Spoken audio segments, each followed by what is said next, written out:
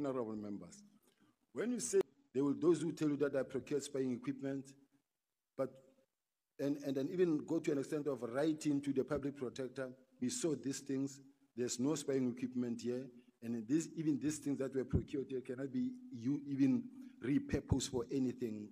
It's a report that comes from SSA. Now, what I'm saying is that this is a political environment. The equipment, procurement of the intelligence gathering equipment. No.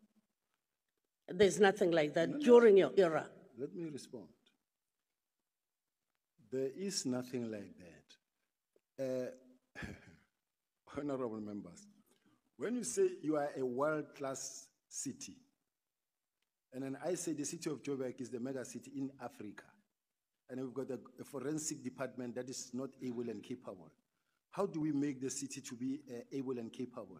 How do we make the city to be able to carry itself in terms of the investigations? Now, I said, you know what, I needed an instrument that when I walk into the war room, I can see what is happening in the city at once.